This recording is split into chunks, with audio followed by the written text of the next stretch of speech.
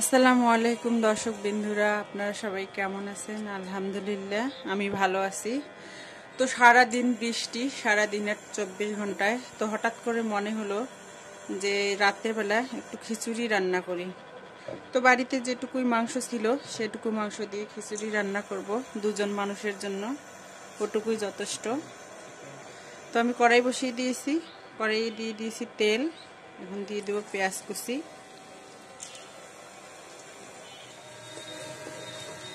তো মাংসটা রান্না করার জন্য এখানে পেঁয়াজ আমি হালকা করে একটু ভেজে নেব। মুরগির মাংস দিয়ে খিচুড়িটা বানাবো। তো অনেকে ভাববেন যে কড়াইটা আমার এরকম কালো হয়েছে কেন। আসলে চুলার তাপটা অনেক বেশি লাগে, তো এজন্য কড়াইটা আমার কালো হয়ে গেছে। আসলে আমি অল্প তাপে রান্না করি, কিন্তু তারপরেও কেন জানি কালো হয়ে গেছে। পেঁয়াজটা ভাজা হয়ে গেছে, এখন আমি দিয়ে দেব রসুন বাটা, আদা বাটা। রসুন আদা বাটাটা আমি একটু ভেজে নেব যাতে আদা রসুনের কাঁচা গন্ধটা চলে যায়। তো আদা রসুনটা আমি 1 মিনিট ধরে একটু ভেজে নিলাম। এখন আমি শুকনো মশলা অ্যাড করব। হলুদের গুঁড়ো, লাল মরিচের গুঁড়ো, লবণ, জিরার গুঁড়ো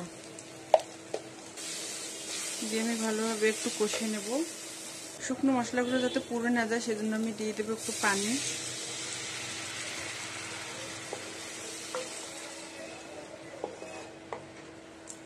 মশলাটা ভালোভাবে এখন কষে নেব।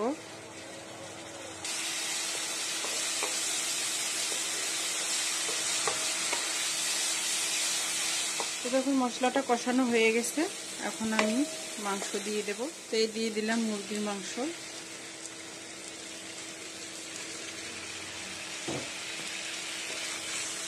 মুরগির মাংসটা একটু পরিমাণে কমই ছিল, আমাদের দুজন মানুষের জন্য হয়ে যাবে, সমস্যা নেই।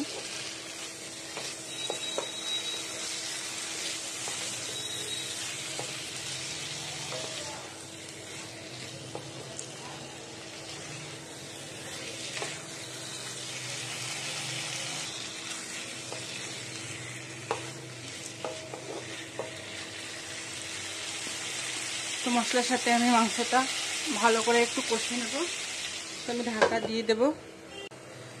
তো আমি ঢাকনাটা খুলে এখন মাংসটা নেড়ে দেব।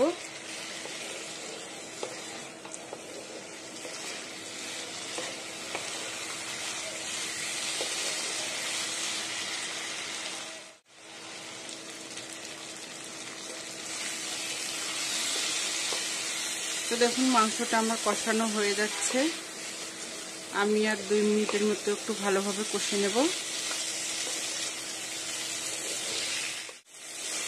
তো মাংসটা কষানো হয়ে গেছে ভালোভাবে, দেখুন তেল ছেড়ে দিয়েছে, মাংসগুলো একটু হালকা হালকা লাল লালও হয়ে গেছে। তখন আমি পানি দিয়ে দেব।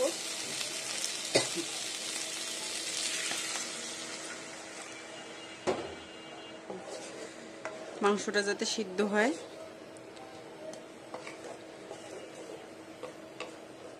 এখন আমি ঢেকে দেব। তো দেখুন মাংসটা হয়ে গেছে, মাংসগুলো এখন আমি নামিয়ে নেব।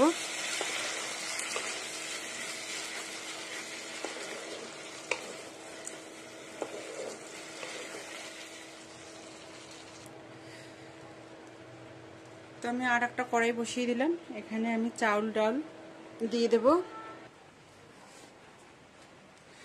তো আমি পাতুলের মধ্যে চাউল ডাল আর আলু, এখানে আমি 2 পট চাউল, 2 পট ডাল, মসুর ডাল আর 3টা মাঝারি সাইজের আলু কেটে নিয়েছি। তো আমার বাসায় শুধু 1 পদের ডাউলই ছিল, এজন্য আমি 1 পদের ডাউল দিয়ে রান্না করব।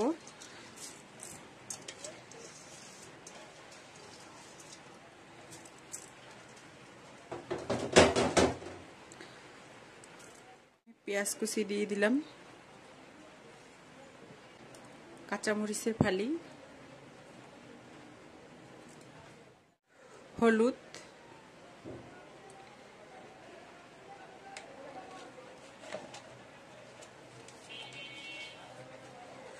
পরিমাণ মতো লবণ, 2 টুকরো দারুচিনি, 3-4টি সাদা ছোট এলাচ আর 3টা লবঙ্গ দিয়ে দিলাম, পরিমাণ মতো তেল, গরম মশলার গুঁড়ো। এখন আমি ভালোভাবে একটু মেখে নেব।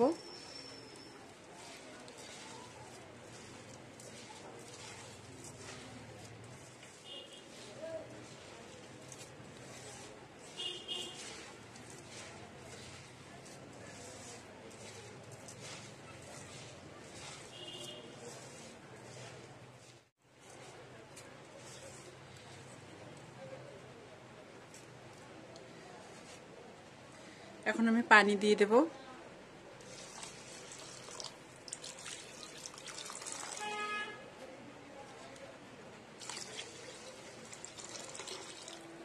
আরো একটু পানি দিলাম,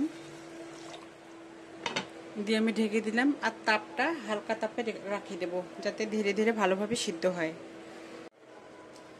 তো এই দেখুন বন্ধুরা, পানি কমিয়ে এসেছে, চালটাও সিদ্ধ হয়ে গেছে। এখন আমি মাংস অ্যাড করে দেব।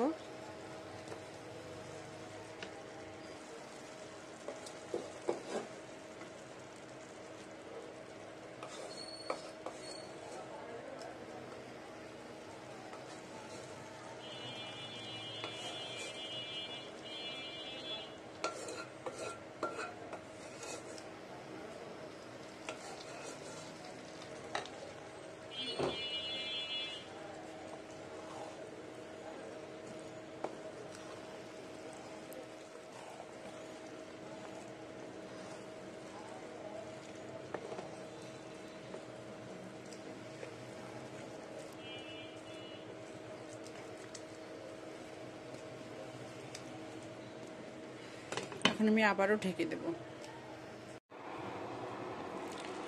তো আমি এখন ঢাকনাটা খুলে দেখব।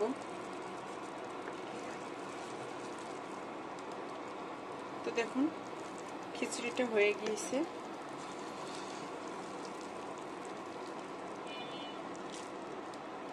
আর খিচুড়িটা একটু ঝরঝরেও হয়েছে।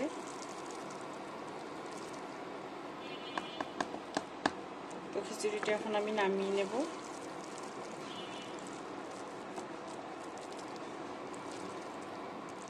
তো এই দেখুন বন্ধুরা, খিচুড়ি রান্না হয়ে গেছে। দেখুন দেখতে কতটা লোভনীয় হয়েছে। বাড়িতে থাকা অল্প উপকরণ দিয়ে রান্না করা যায় খিচুড়ি।